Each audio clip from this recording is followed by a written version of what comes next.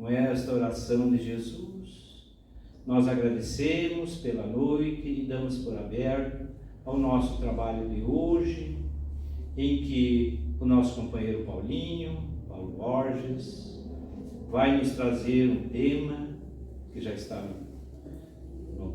exposto, a lógica da continuidade da vida.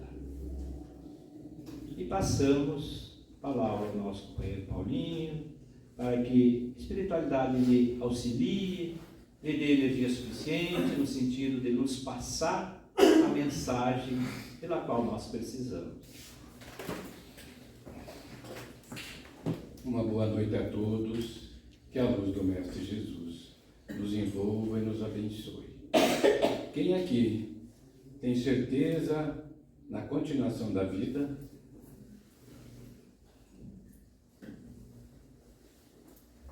Essa semana eu estava lendo o Jornal das Missões aqui da cidade e tinha um artigo que eu trouxe para reflexão para o início da nossa fala, sobre a brevidade da vida, escrito pelo escritor e médico Norberto Weber. Ele escreve assim: a vida é breve, mas, curiosamente, quase nunca percebemos isso no nosso dia a dia. Acordamos, reclamamos da segunda-feira, adiamos um telefonema, engolimos um abraço, deixamos para depois uma conversa importante. Prometemos visitar alguém qualquer dia desses. Dizemos que vamos mudar de vida quando as coisas melhorarem, quando sobrar tempo, quando a agenda permitir, quando a cabeça estiver mais leve. E assim vamos vivendo como se fôssemos proprietários do tempo. Como se a vida fosse um terreno imenso, sem curvas, sem fim, sem última curva. Mas a vida, de vez em quando, nos dá um soco no estômago, um velório, uma cadeira vazia na mesa, um diagnóstico inesperado, uma ligação de madrugada, um médico de olhar baixo, dizendo: a doença avançou, o coração não resistiu. Então, o tema de hoje, ele vem refletir sobre,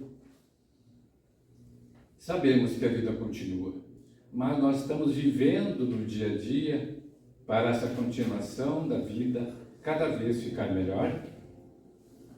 Esse tema é muito interessante porque já foi debatido, é um debate histórico, desde a Grécia Antiga. Pensadores como Pitágoras, Sócrates e Platão já discutiam a continuidade da vida.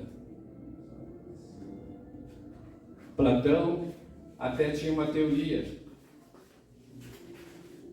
Ele dizia, acreditava que a realidade era dividida em dois mundos, o mundo sensível e o mundo das ideias.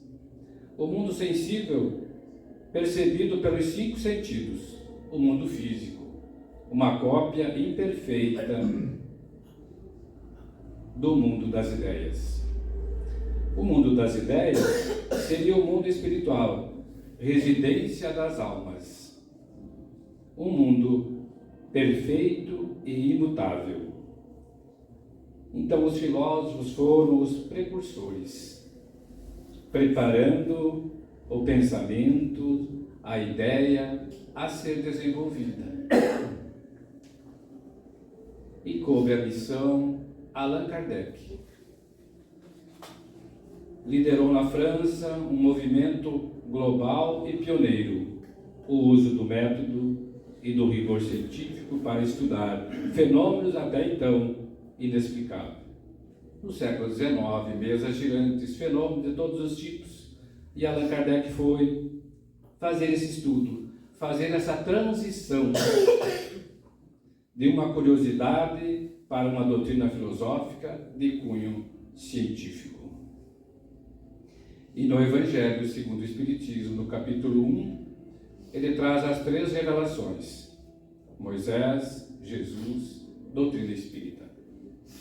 Moisés, nós sabemos, revelou Deus único, porque na época acreditava em vários deuses, a comunicação entre o plano material e espiritual, recebendo os 10 mandamentos pela mediunidade, uma lei divina. E se ele recebeu uma lei divina, através da mediunidade, essa comunicação. Até depois ele teve que proibir, porque começaram a fazer negócio com a mediunidade, ele teve que suspender na época pelo tempo. Jesus, a segunda revelação, traz a lei de amor e do Espírito. Jesus já avançou, ensinou por parábolas, para que tivesse a compreensão até hoje. Trazemos 2 parábolas hoje. A parábola do rico e do Lázaro. Sabemos que o rico vivia aqui na opulência, enquanto o Lázaro mendigava para poder sobreviver. Daí a parábola vai ilustrar a realidade de uma vida espiritual após a morte e adverte o destino futuro depende das nossas ações. Como que se encontrava lá o rico que não auxiliava ninguém, vivia só para ele? Estava na pobreza espiritual. E Lázaro foi socorrido, amparado, porque aqui ele passou muita dificuldade. Também ele traz a parábola do tesouro escondido. Um grande fazendeiro encontra um tesouro em determinada propriedade. E daí ele vende as suas propriedades para comprar aquela que tinha o tesouro. Então essa simbologia a busca pela vida espiritual e o reino de Deus, que é o maior tesouro para o ser humano. Então ele foi em busca, abriu mão das coisas transitórias para as coisas do coração, o reino de Deus. E a terceira revelação, que explica o Consolador prometido por Jesus. Jesus, quando retornou à casa do Pai, ele disse: eu vou para a casa do meu Pai, mas vou pedir a Ele que mande outro Consolador para ficar convosco até a consumação dos tempos, até nós aprender, até nós nos desenvolver. Então foca também nas leis morais, que já Moisés traz 10 mandamentos, e na terceira parte do livro dos Espíritos vem as 10 leis morais explicada para nós. E a imortalidade da alma. Então esse novo objeto de estudo, investigação de fenômenos psíquicos e espirituais, através da lógica e da razão. E no livro Céu e Inferno, a 4ª obra da codificação kardeciana, Allan Kardec faz um questionamento. Haverá algo de mais desesperador do que esse pensamento da destruição absoluta? Imaginamos nós, as afeições caras, a inteligência, o progresso, saberes, tudo isso perdido, amores, família, trabalho que nós fazemos, experiências, aqui passado, se perder tudo.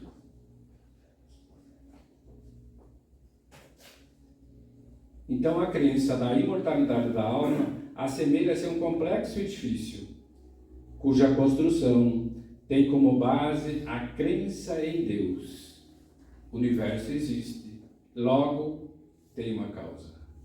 Então, para nós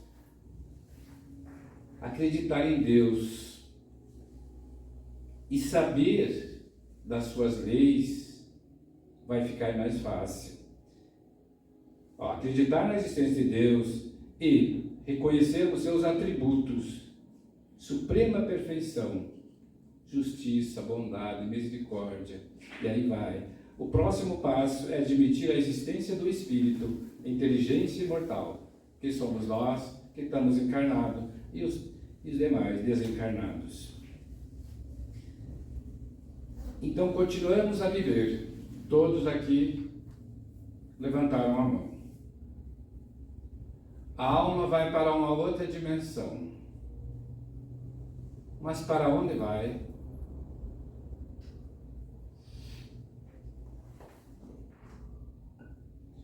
Tudo segue o seu próprio ritmo de evolução.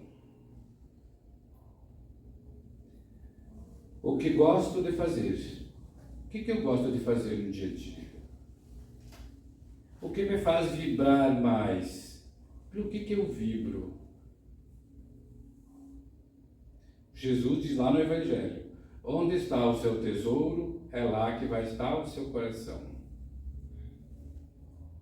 Se eu gosto, por exemplo, de estudar, eu vou estar junto daqueles que gostam de estudar.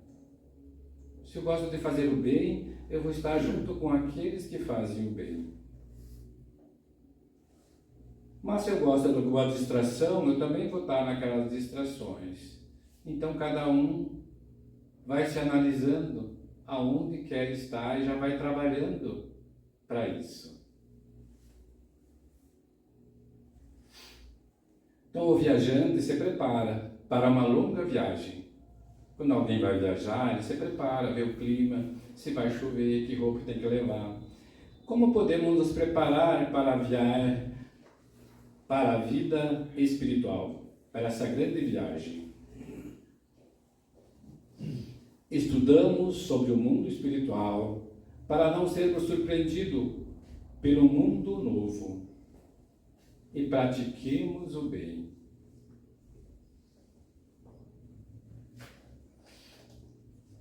Somente com a imortalidade da alma é possível responder grandes enigmas da vida. Por que vivemos em condições diferentes se somos iguais perante Deus? Essa pergunta é bastante feita, bastante questionada. Por que isso, por que aquilo? A imortalidade da alma, a pluralidade das existências, a evolução de cada um. Nós somos únicos, cada um tem a sua jornada. Cada um tem a sua programação espiritual e o aprendizado a ser feito. Por isso, a diversidade de saberes, de caminhada, de vivência. Então, não podemos mais ter dúvida. A morte é o fim, o sofrimento traz o desespero. Se nós tiver dúvida sobre a vida continua, sobre Deus, sobre a imortalidade da alma, qualquer sofrimento é um desespero. A morte, então, nem pensar, nem quero falar disso. Mas, se tiver a visão na certeza, a vida terrena não passa de uma breve passagem. As dificuldades da vida são vistas como oportunidades de aprendizado e amadurecimento.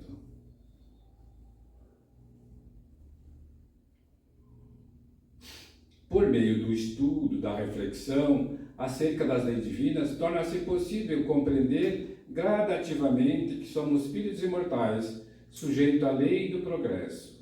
Todos nós estamos caminhando, cada um com o seu tempo, o seu passo, a sua caminhada, e seguindo rumo à imortalidade da alma.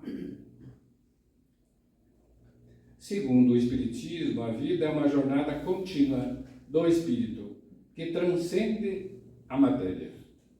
Transcende. Vai muito além. Então, nenhum amor se perde, nenhum esforço é em vão. Somos seres construindo o nosso próprio futuro. Jesus já dizia, está lá no Evangelho: construa sua casa na rocha, para que nenhum vento atrapalhe a sua caminhada.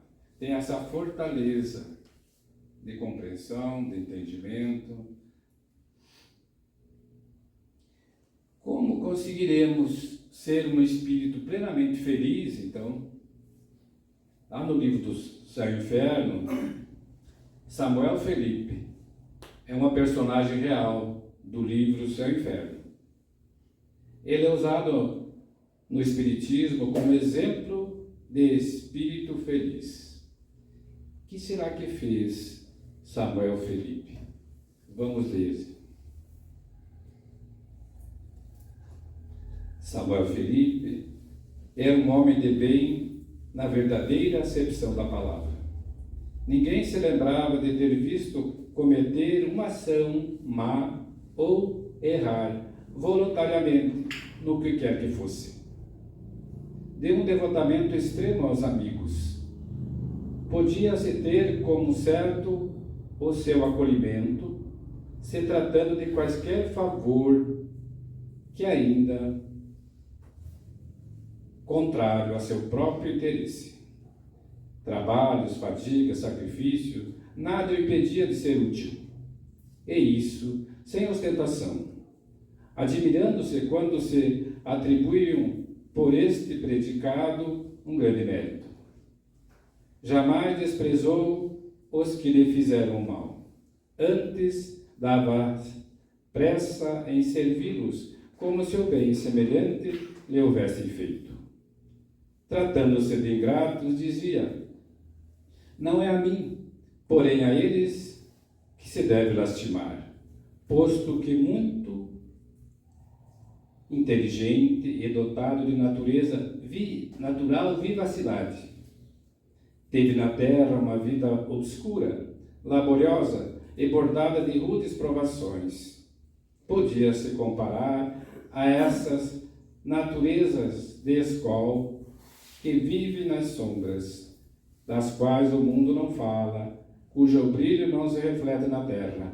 Aurira no conhecimento espírita uma fé ardente na vida futura e uma grande resignação para todos os males da existência terrena. Aí Allan Kardec perguntou para ele: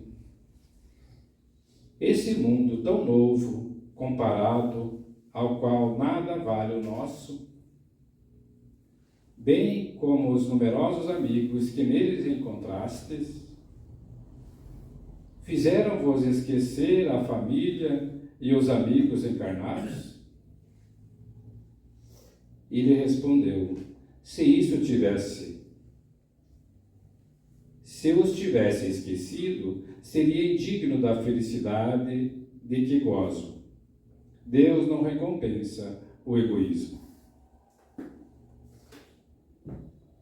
Então esse é o caminho que nós vamos percorrer, estamos percorrendo. Ainda não estamos nessa condição, mas nós vamos chegar lá. Todos nós vamos chegar a espírito feliz. Então, a continuidade da vida é um princípio lógico da doutrina espírita. Ela se define por encadeamento coerente às ideias, pela busca incessante pela verdade, utilizando-se da razão. Então, o Espiritismo traz essas verdades de Jesus, mais clara para o nosso entendimento hoje. Os pontos fundamentais da doutrina espírita decorrem do ensinamento ministrado pelos Espíritos e incumbidos por Deus de instruir os homens a respeito das questões que ignoravam e que não podiam descobrir sozinho. Por isso Jesus: meu reino não é deste mundo. Caráter científico. Seu ensinamento não é privilégio de indivíduo algum, mas dotado a todo mundo pelo mesmo modo. Todos nós, pelo estudo, pelas obras, podemos entender, compreender, e eles ali, pelo trabalho de observação e da pesquisa. O exame não lhe é proibido, mas ao contrário, recomendado. Examinar tudo, ver se vem de Deus, se está de acordo com os ensinamentos do Cristo. Não acreditar em tudo, observar. A doutrina não foi ditada completa, nem imposta à crença cega. Era deduzida pelo trabalho do homem, da observação dos fatos que os Espíritos põem sobre os olhos e das instruções que lhe dão. Então ele estuda, comenta, compara, das quais ele próprio tira as consequências e as aplicações. Então isso é filosofia. Vai se convencendo por si mesmo. Ela é exposta a todos e cada um vai analisando e vai se convencendo por si mesmo. Então, uma das surpresas da morte carnal é de nos colocar face a face com a própria consciência.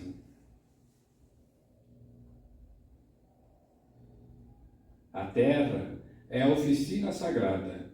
Ninguém a menosprezará ao conhecer o preço do engano a que se submete o próprio coração. Então nós temos uma oficina. Estamos nos consertando. Oficina de trabalho. A morte não altera quem você é. Apenas tira as distrações materiais.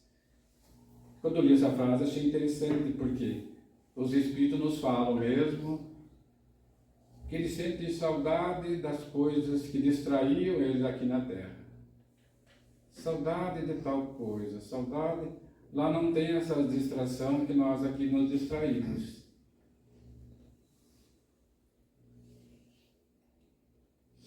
Sem o corpo físico, o espírito fica frente a frente com as suas próprias atitudes, assumindo que sentimentos, culpas, virtudes, ele carrega consigo.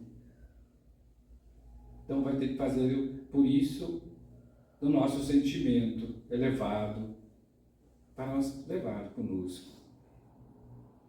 Então a continuidade da vida, ela chega para nós de diversas maneiras, pelas comunicações mediúnicas, desde a época de Moisés.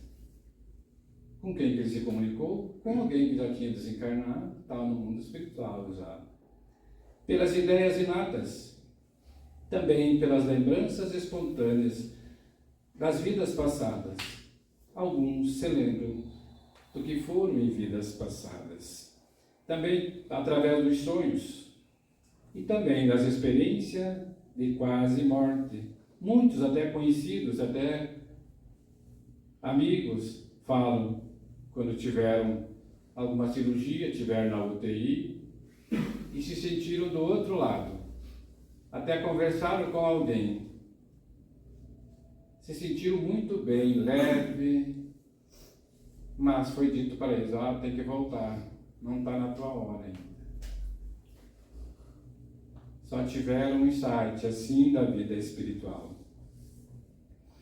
Então, pela lógica e pela razão, surge então a fé, que aceita porque compreende os desígnios divinos. A fé, ela vem da compreensão, do entendimento. Confia em Deus, na sua providência. Qual é a cota de auxílio que se pode esperar do Criador?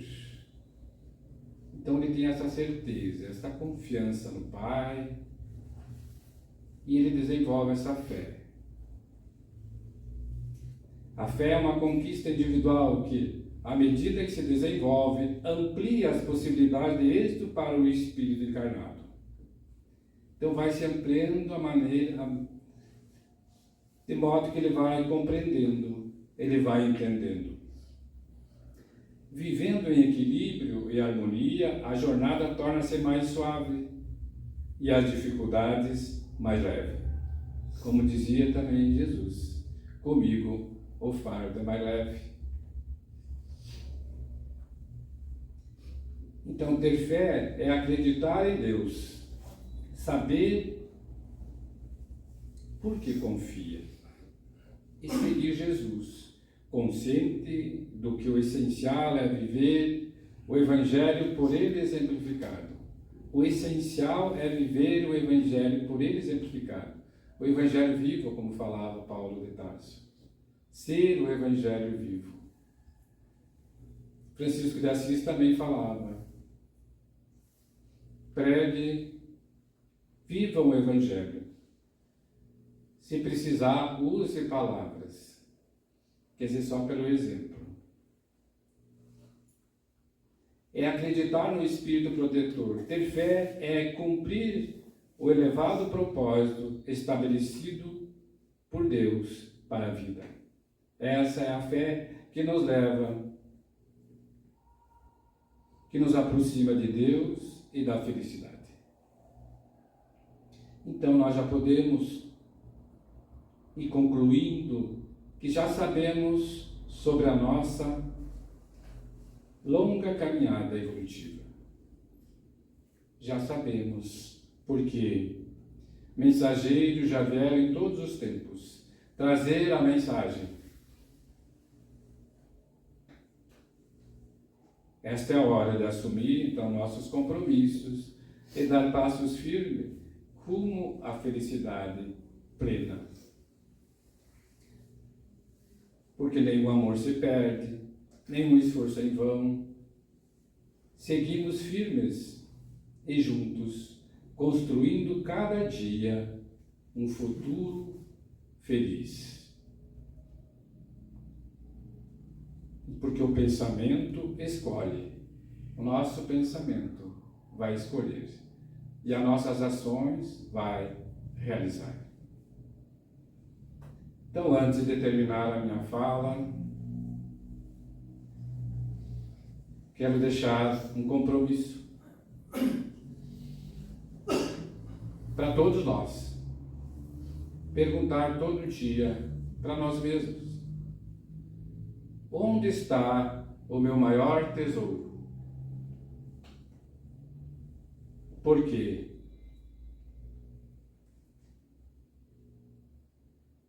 Se o tesouro estiver nas conquistas, as virtudes da alma, o coração estará em paz, pois é lá que a vida vai continuar. Agradeço a atenção. Muito obrigado. Agradecemos Paulo Borges por essas orientações, seu estudo que ele nos traz, e vamos procurar colocar em dia, perguntar para cada um de nós o que estamos fazendo. Fazer esses questionamentos, porque o momento é agora. E essas palavras que são colocadas para todos nós, para nós, cada um de nós fazer esse questionamento. É um questionamento individual. Então agradecemos por essas informações que o Paulinho nos traz. Prazeres.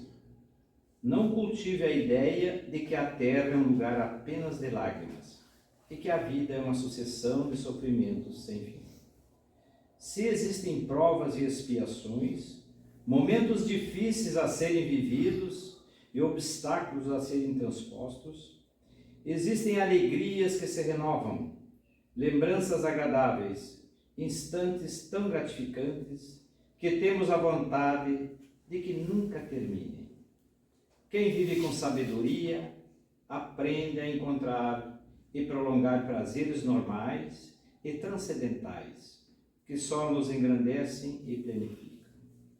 Uma boa comida preparada com carinho para quem se encontra faminto é fonte de imensa satisfação. Para uma pessoa sedenta, um pouco de água fresca e cristalina é fonte de bênçãos. Uma cama confortável ou um banho refrescante depois de um dia estafante de trabalho ou de uma viagem exaustiva é renovação e prazer que não tem preço. Todos os prazeres normais são indispensáveis ao equilíbrio do corpo e da mente, mas existem os prazeres sublimes, sem os quais não crescemos.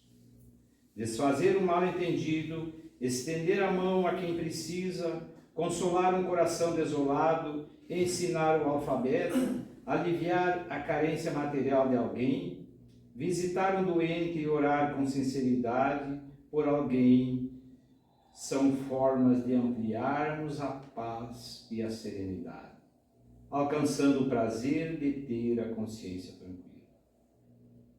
Quem aprende a conciliar os prazeres comuns com os transcendentais, acaba de descobrir nesse equilíbrio uma fonte de bem-estar. A vida de ninguém é feita somente de alegrias e prazeres. Dores, decepções e tristezas também nos acompanham. No entanto, se aprendermos a tirar o melhor proveito de todas as situações, sejam elas favoráveis ou não, conseguiremos viver com o melhor, fruindo os prazeres sem culpa, sem tensões, com equilíbrio e estendendo algo desse bem-estar a quem viva com maiores tribulações e sacrifícios. Se você já conhece o prazer de ser servido, é hora então de descobrir o prazer de servir. Então, com essa mensagem, nós novamente elevamos os nossos pensamentos a Deus, nosso Pai, para encerrarmos essa nossa primeira parte e agradecendo a espiritualidade pelo auxílio que sempre está nos protegendo, está nos proporcionando, para que aqui nos sintamos bem, nos sentimos com energia renovada, para continuarmos a nossa caminhada neste plano de provas e expiações. Mais uma vez, agradecemos a todos pelo comparecimento e encerramos essa primeira parte e damos então entrada à segunda parte, que são os passes, aqueles que ainda necessitarem dessa energia, aguardem que serão chamados. E aos demais, o nosso boa noite e um bom retorno para seus lares. Que assim seja.